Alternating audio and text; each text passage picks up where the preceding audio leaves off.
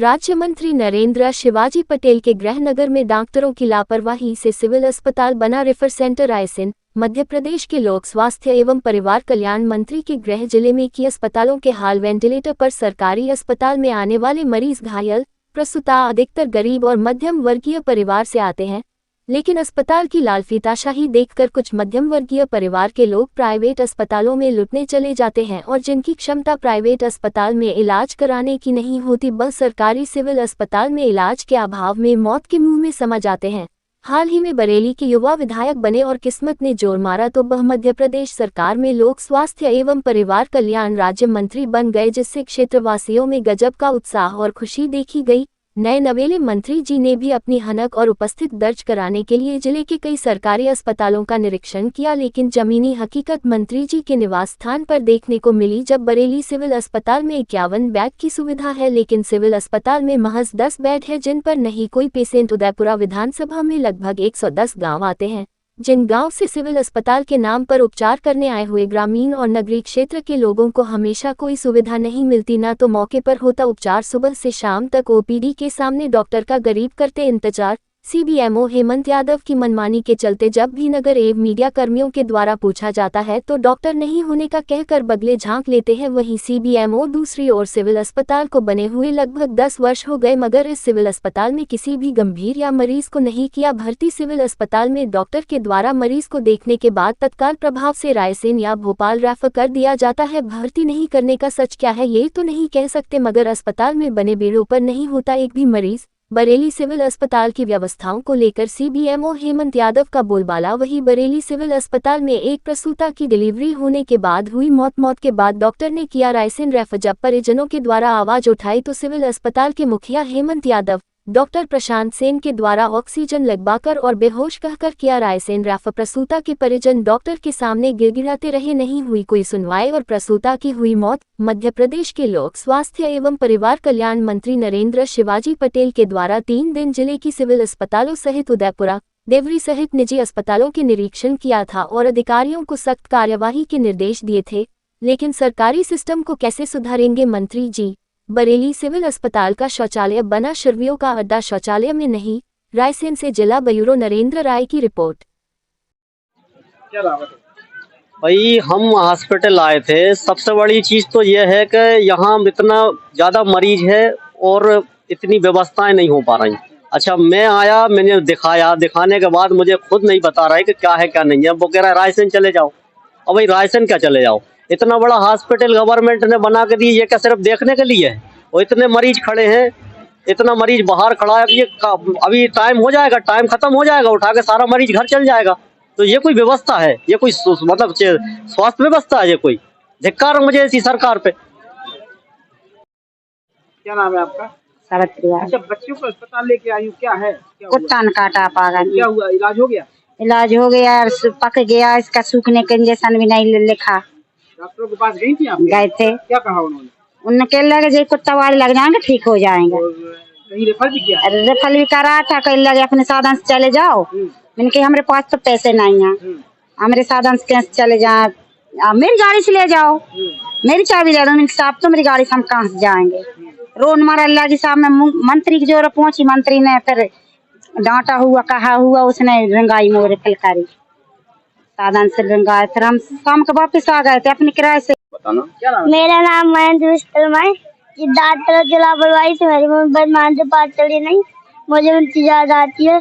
जैसे सिविल अस्पताल वाले संजीवनी से सामान बुलवाते थे, इनके बारे में तो ज्यादा सामान ही नहीं था अस्पताल में। हाँ, डॉक्टरों का क्या कहना था? अच्छे से काम नहीं चल रहे थे। हमारा रामस्वरूप धाकड़। कहाँ से आए हो अस्पताल? धोखेड़ा से आए हैं। क्या परेशानी है? परेशानी बालक का इलाज करावे आए। तो और अस्पताल में डॉक्टरों का व्यवस्था है क्या? अब व्यवस्था यही व्यवस्था, अब 2 घंटे खड़े रहे, 2 बजे 12 बजे बंद करके भाग दिए हैं। लाइन भी लगे रहे हैं, पर्ची ने कट पा, इलाज कहाँ से हुई? डॉक्टर बैठते हैं क्या? डॉक्टर तो बैठते हैं, मगर वो लाइन तो इतनी लंबी लगी है का मतलब दिक्कत हो जाए जी। क्या नाम?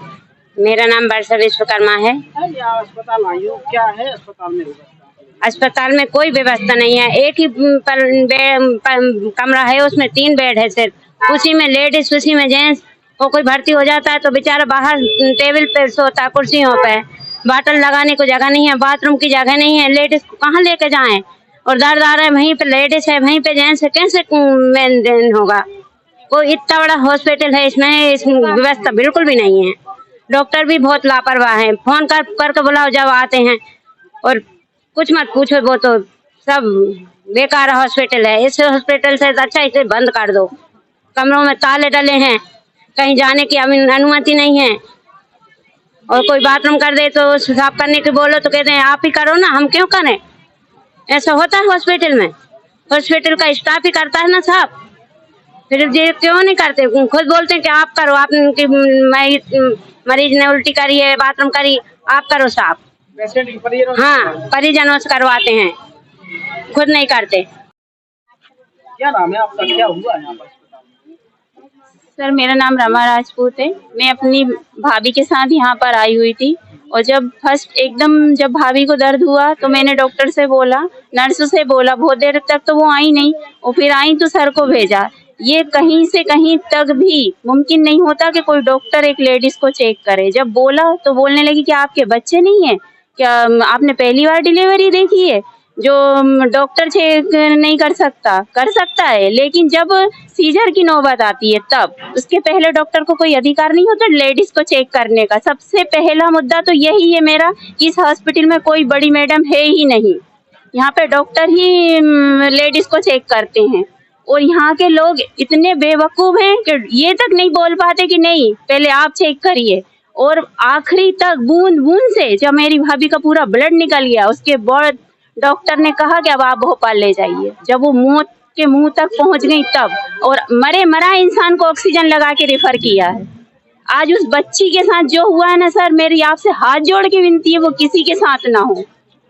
बस मैं यही कहना चाहूंगी कि और हमारा दुख तो कोई कम नहीं कर सकता, और ना ही उस लड़की का कोई कर सकता है, लेकिन इस हॉस्पिटल की इतनी लापरवाही है, इतनी ज्यादा लापरवाही है कि मैं कुछ कह ही नहीं सकती। बस इतना ही कहूँ। क्या नाम है? राजू विश्वकर्मा। अच्छा, क्या हुआ जो यहाँ पर अस्पताल में? जब क्या कहें क्या ना कहें, यहाँ अस्पताल में लाने के बाद हमारी जिंदगी बर्बाद हो गई भाई साहब। हमारी जिंदगी हमसे रूठ गई अस्पताल की लापरवाही से। अस्पताल के कारण आज हमारी जिंदगी हमारे साथ नहीं है, हमारी शिक्षा हमारे साथ नहीं है।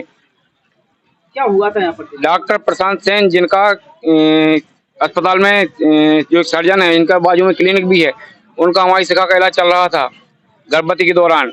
पूरे साल भर इलाज चला, अच्छी से अच्छी महंगी से महंगी ने दवाइयाँ दी, हमने कभी गुरेज नहीं किया। बच्चा ज़्यादा तंदुरुस्त हष्ट-पुष्ट होने के बाद इन्होंने नॉर्मल डिलीवरी करी, जिसके कारण आज हमारी शिक्षा की मौत हो गई। उसके बाद ब्लीडिंग होती रही, लेकिन डॉक्टर देखने नहीं आया। बार बार फोन लगाने के बाद, बुलाने के बाद डॉक्टर बुलाने पर नहीं आया। आखिरी पे अंत समय पे जब शिक्षा चली गई यहाँ से, उनकी डेथ हो गई, उसके बाद इन्होंने भोपाल जाने के लिए कहा। ना तो हेमंत यादव सर आए और ना ही प्रशांत सेन सर आए देखने के लिए। उनकी गलती से मेरी शिक्षा की जान गई है, इसके लिए पूरी जिम्मेदार प्रशासन है और अस्पताल प्रबंधन है। कोई व्यवस्था नहीं है? कोई व्यवस्था नहीं। डिलीवरी के लिए तो यहाँ पर एडमिट तो कर लेते हैं, एडमिट कर लेते हैं, उसके बाद सरकारी अस्पताल होने के बाद संजीवनी साहब दवाइयाँ बुलवा रहे हैं, संजीवनी से धागे बुलवा रहे हैं, कह रहे हैं धागे तक नहीं है हमारे पास। उपचार कराने आते हैं, मगर यहाँ पर ये बरेली सिविल अस्पताल रेफर सेंटर जैसा बना हुआ है, जगह जगह रेफर करने की बात क्या है? क्योंकि डॉक्टर तो पदस्थ हैं, परंतु डॉक्टरों का कहना हमेशा यह रहता है कि डॉक्टरों की संख्या कम है, परंतु जितने पदस्थ हैं उन्हें तो कार्य करना ही चाहिए। आप जैसा बता रहे हैं, मैं इसका परीक्षण कराता हूँ कि रेफर क्यों करते हैं। अनावश्यक रूप से किसी को भी रेफर नहीं किया जाए, यह सुनिश्चित कराएंगे। लगभग 50 बेड सिविल अस्पताल में है, मगर जो 11 बेड बने हैं वहाँ पर उन पर एक भी पेशेंट नहीं देखा जाता, ऐसा भी है? उसका भी हम परीक्षण करा लेते हैं और स्वयं उसका निरीक्षण कर लेंगे और यह सुनिश्चित कराएंगे कि अनावश्यक रेफर न किया जाए, और जो भर्ती होने लायक मरीज हैं उन्हें भर्ती भी किया जाए।